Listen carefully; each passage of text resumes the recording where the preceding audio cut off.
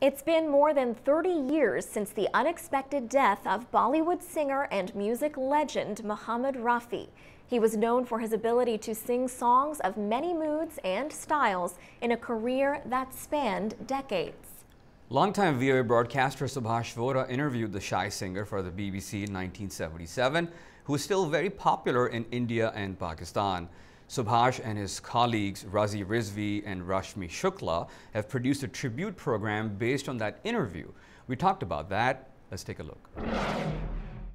मोहम्मद रफ़ी साहब की अक़ीदत के इस यादगार प्रोग्राम में रफ़ी साहब की अपनी पसंद के सुहानी रात ढल चुकी ना जाने तुम कब आओगे. When I think about Rafi, I think about this man with a beautiful golden voice, and my childhood days spent listening to this beautiful voice. How did you guys think about doing this program, this tribute to Rafi? Actually, Imran, it's very interesting. The idea evolved during a coffee break. Me, Subhash, and Faiz, the service chief of Urdu, we were just having an informal conversation, and the Bollywood music came into discussion. And then Rafi and all those singers, particularly the legends of Bollywood. And then Subhash told me that in London, he had an occasion to meet Rafi and interview him.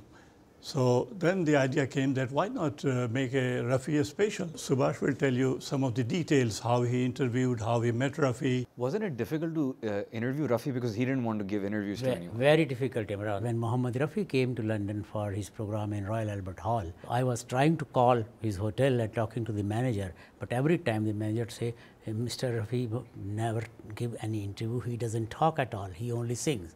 So after 5-6 attempts, I convinced him to meet Mohammed Rafi at least. So I went to that hotel and with a tape recorder with me, and when I entered the room, Mohammed Rafi bowed before me like a thorough, gentle saint. Yeah, and I was so impressed that such a great singer and down to earth. Anyway, we started talking, and he says, why you want to know about me? I only sing, people know my songs. Anyway, after a few minutes, he agreed to talk a little bit. I was successful in recording about 12-13 minutes of interview with him, which is probably the only full interview Mohammed Rafi has ever given. And then I talked with my former Hindi colleague Rashmi Shukla. We used to do a lot of programs together. I said, this is the idea, and her Urdu is also very good pronunciation and all. So, and with Mr. Razi, we three planned this program. Mohammad Rafi साहब के साथ फुर्सत से बातचीत करने का नायाब मौका मिला था आपको सुभाष, करीब 30 साल पहले, है ना? जी रश्मि, आप बिल्कुल सही कह रही हैं. सिर्फ उनसे मिलने का मौका ही नहीं, काफी कश्मकश के बाद उनसे बातचीत भी कर पाया. हम गांव में रहते थे अमृतसर के, तो वहाँ एक फकीर आया करता था. I will mention one thing, that in this program we had a very top broadcaster, Amin Sayani of Bollywood, himself a very well-known name, and a household name rather, in South Asia.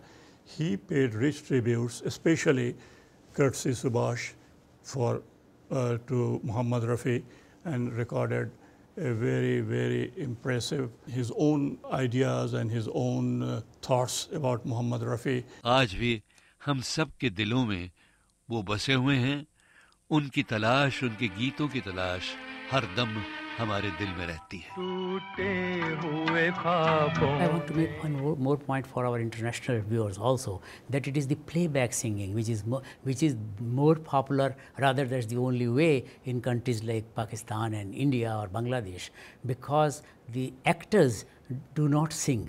They have only lip movements. Playback singers are different. So Mohammed Rafi, like we have a song here from Hum Dono, actor Devanand is singing on the screen, but voice is Rafi's.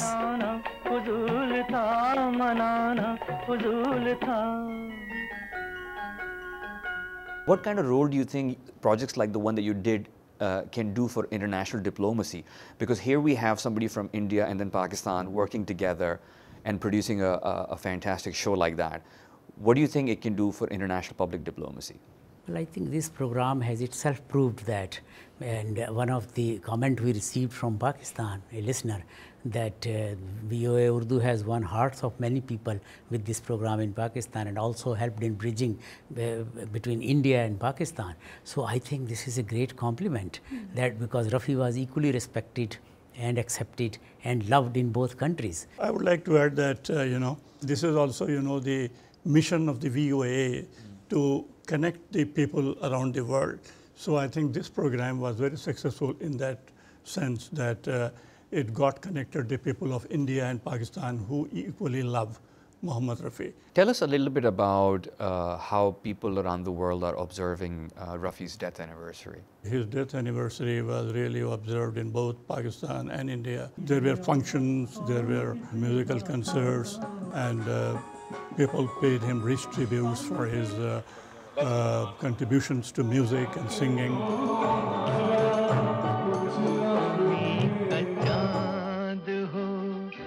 For me, it is like a dream come true because this whole program was, as I told you, in my mind for the last 30 years.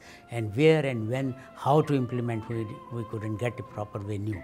And this was provided, and I think my dream was fulfilled.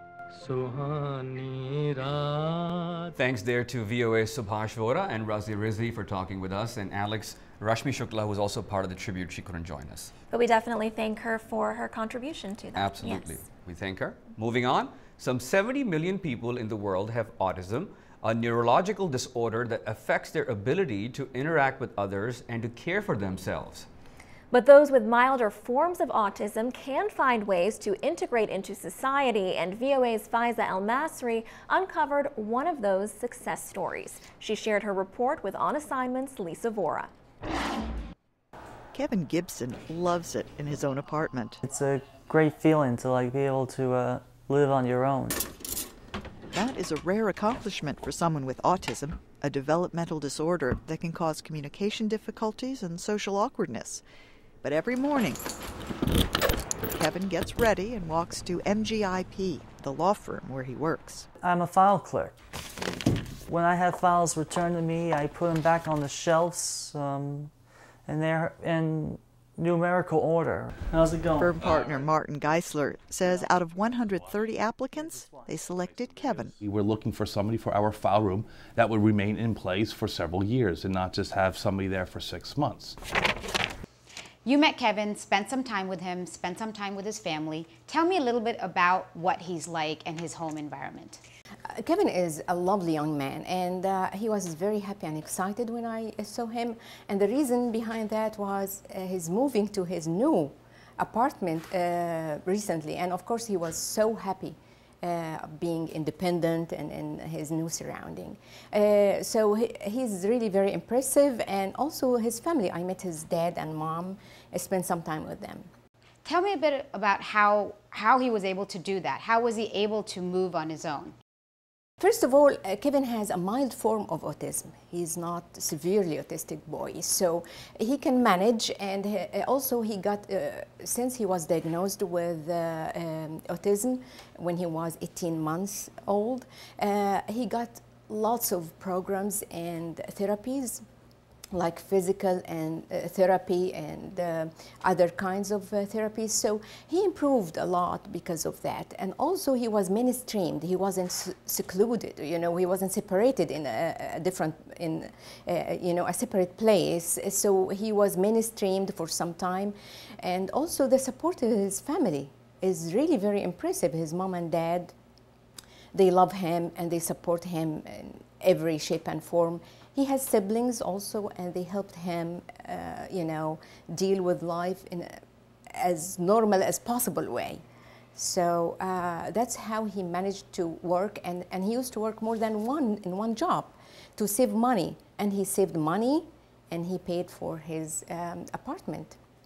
So he owns it now. So it's because he had a milder case of autism, correct? That's how, because many people with autism, they're usually not as functional. I mean, correct me if I'm wrong, in society. So I was just curious, is it because it started off milder and then his parents, they were able to get the support necessary? Multiple reasons. Okay. Of course, the degree of autism he has, and also the help he got from the community in forms of schooling and programs and therapy and the family support and his will, of course, the personal factor. How did this coach, what's her, Goldschmidt, how did Goldschmidt help him? She helped him in a variety of ways. First of all, she trained him how to go through an interview. Kevin is excellent with attention to detail and organizational skills. He's very thorough with doing whatever he's asked to do. So if it's looking for a file, he will not stop until he finds that file. If it's organizing the files, he won't stop until he does that. And he's really, he just has an excellent work ethic. He really wants to do a good job and wants to contribute to the success of the law firm. Does she go see him periodically? Now, less and less, but at least once a month, she either go visits him or calls him over the phone, just to make sure that he's doing well. Yeah. Now, you briefly went through this. I'm going to ask again, though. You spoke with Kevin's parents. I was curious how they were able to provide him with the tools necessary to help Kevin develop and be a competent adult. The power of parenting, you know, they never give up on him, and they had faith that he is going to be on his own one day somehow. And also the support of the community, all the programs and therapies and schooling. So they found really a network of support around them. That's how they helped him be the successful young man he is today. I find one statement by his dad is really very heart-touching. He said, being autistic doesn't mean you're not smart, and Kevin is smart. So he saves money, and he plans when he retires, he will open an airplane craft hobby shop. Yeah. Thank you so much, Faiza, just for giving us an opportunity to meet Kevin. Oh, thank you very much. All right, our thanks again to VOA's Faiza El Masri for that story, and of course, on assignment's own Lisa Vora.